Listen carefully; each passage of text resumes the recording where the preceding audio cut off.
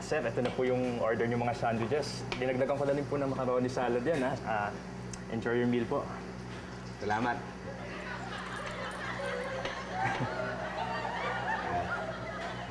Okay. Tawagin niya lang namin pag may kailangan. Ha? Ay, sorry po, sir. Sige, sige po. Usap lang. Thank you po, sir. Sige, salamat din. Kakain na tayo. Parang di ka mapakalian pa yung sasabihin mo. Hindi. Kasi nag-worry lang ako kay Daddy eh. Kasi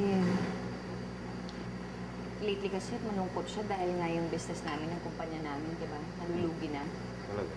Matagal na kasi yung nalulugi eh. Pero tinatry pa rin namin siyang i-save. Pero wala na talaga eh.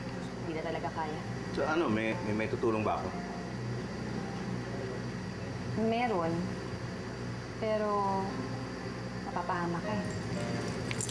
Paano naman ako mapapahamak sa pagtulong sa inyo?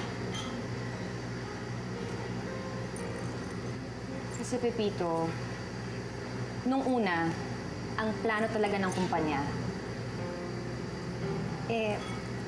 kunin yung loob mo. Papalapit kami sa'yo. At kapag nagawa namin yon, uunti-untiin namin ang pera mo hanggang sa maubos namin lahat. At pag nangyari yon, iiwan ka na lang namin. Kasi ganun talagang ginagawa namin sa mga kliyente namin. Pero Pepito, nagbago naman lahat ng mga yun eh. Hindi naman talaga natuloy kasi pagkatapos mo iniligtas yung buhay ko sa aksidente, naisip ko parang tinulungan mo na nga ako, tapos yung pang igaganti ko sa'yo. Pepito, talagang hindi talaga kaya ng konsensya ko eh. Sorry ha. Salamat na rin, sinabi mo sa akin. Pero huwag kang mag-alala. Okay lang sa akin, tsaka hindi yata namin magagawa magalit sa iyo kasi turing namin sa iyo, pamilya na eh. Kaya wala yung maintindihin yun. Talaga? Pwede mo talaga, Pepito. Maraming salamat. Wala. Thank you talaga. Sorry talaga. Plano lang naman talaga yung dati. Okay lang. Thank you talaga. Lalayan mo sa... Kausapin mo na yun. Yung Diyos. Baby. Hoy! Pitch, Ano ginagawa niyo? minamasahe si Chito. Oo nga, minamasahe. Bakit parang prinsip ang trato niyo dyan kay Chito? Uy, anong nangyayari, ha? Sila ba nagbibigay sa'yo ng pera? Hindi po, Nay. Bakit ang dami-dami mong pera? Yun po ba? Kasi po, manasimulan po akong business sa school. Yung mga classmates ko po na hindi marunong mag-drawing, sa akin po nagpapagawa. Pati yung mga ibang schoolmates ko na nagpapagawa din, binabayaran nila ako. Kaya may pera ako, Tay. Hindi ka kidnapper? Magnanakaw, hold-upper? Ano? Hindi po, Nay. Oh, mabuti na. Akala namin ganun. Ay, maganda yung ginagawa mo. Tuloy mo lang yan. Tapos yung perang nakukuha mo, yung kinikita mo, ipunin mo. Ha? Maganda yan. Teka. Kayo, yun nga tinatanong ko kayo, ano ba? Bakit pinagsisilbihan ito si Chito ng ganyan-ganyan na lang, ha? Ma'am, ako na po yung magpapaliwanag. Kasi po, si Ate Baby may utang po sa akin. Hindi niya po mabayaran.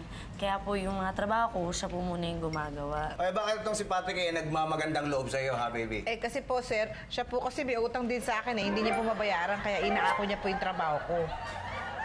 Patrick, totoo ba yun? Oo, Pitch, pero kasama na doon yung pagmamagandang loob din. Oo. May hirit ka pa eh. Butata ka na eh. Teka, hindi pa nga nasasagot yung tanong ko Bakit nyo minamasahe si Chito?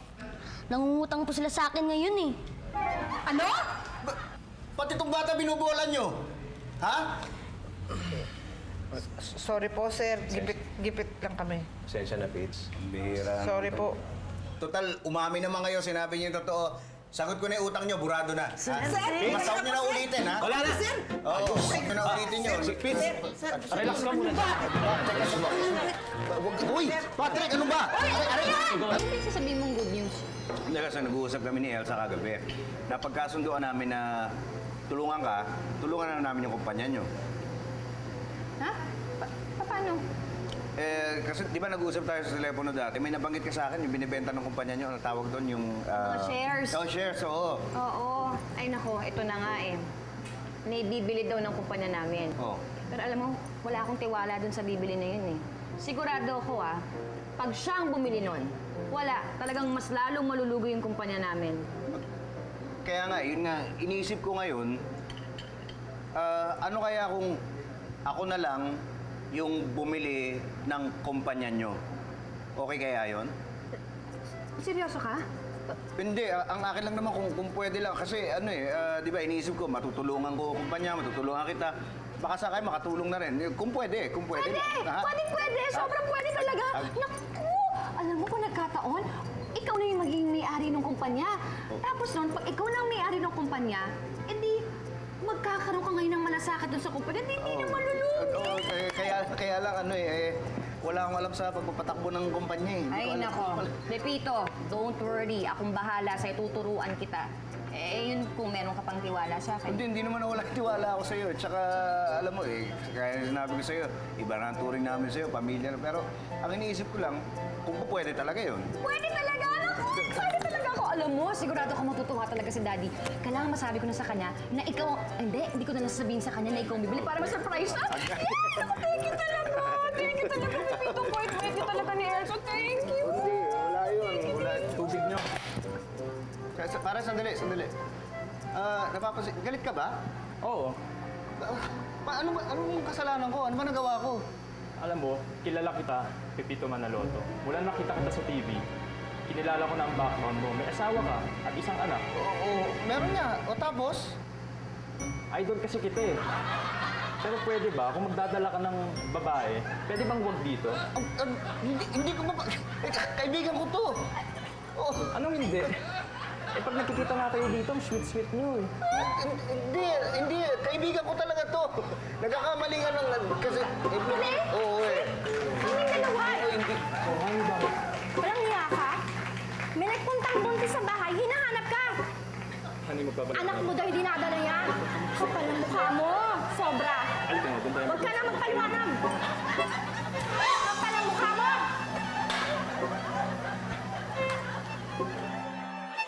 Sino ba talaga yung mystery investor mo na yun? Wait till you meet him. Malapit na. Parating na yun. Nararamdaman ko. Malapit na. Dad, sandali na lang. Please! Ay naku boss, she's just stalling. Ayaw lang kasi niya kay Mr. Baya, kaya ganon.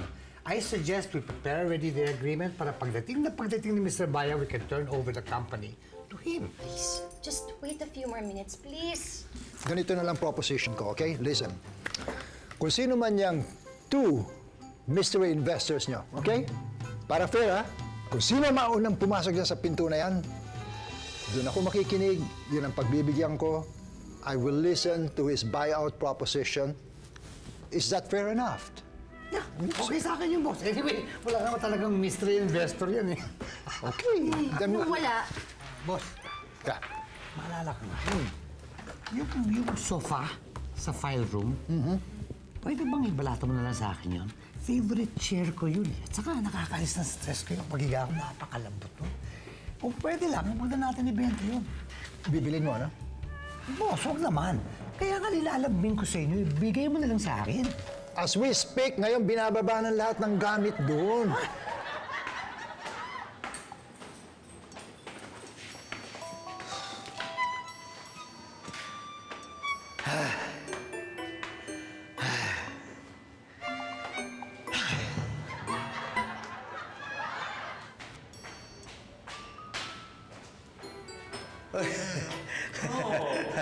Pepito Manaloto! Mr. Boya. Baya. Baya. Anong ginagawa mo dito? May kakausapin lang ako sa taas eh. Kayo, anong... Me, I'm going to make some money. Sige. Ito na naman to. Sopa na to. Dati pa yan eh, na palagi nilang dumadaan. Dapat siguro paunahin mo na ako, ha? Hindi, nagmamadali ako kasi. Ay, nagmamadali din ako eh. Yun yung tumawag kasi sa akin eh, medyo Money, wait, you know. hihintay ko sa akin yung kausap ko. Hindi. Ako mauna. Ako dapat mauna.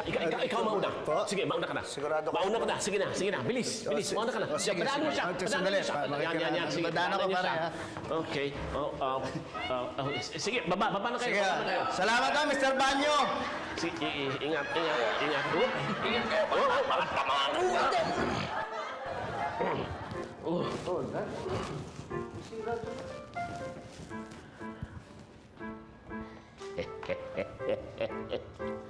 Pepito Manaloto, hindi mo alam anong nawala sa'yo.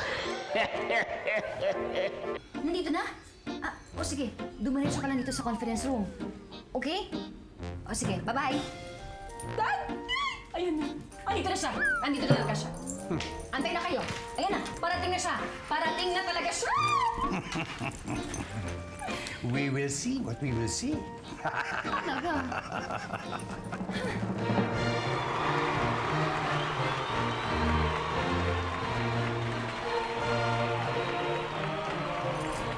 Pepito! Hi! Welcome to the company! The future owner of the company. That's right! May I present, Mr. Pepito Manaloto. Excuse me. Bakit siya? Kaya ba niya yan? Hindi niya naman kaya yan eh. Ano ka ba? Kaya niya, no? He can do it. At saka isa pa, mas legal ang pasok ng pera dito sa kumpanya galing kay Pepito. Kasi syempre siya nang may-ari eh. That's right, Iya.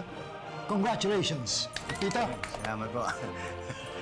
you are the new boss here. Thank you. Boss Pepito, pwede ba ako maghingi ng pabor? Aga naman, di pa nga eh. Gusto nga ako yung kontra. Boss, ang hibig ko lang naman, simple lang naman eh. Yung mga fixtures at saka yung furnitures dito, pwede pang ibalik na sa dati mga lugar. Anyway, magagamit pa naman po natin din eh. Okay lang naman siguro. Okay lang, boss? Pepito Manaloto.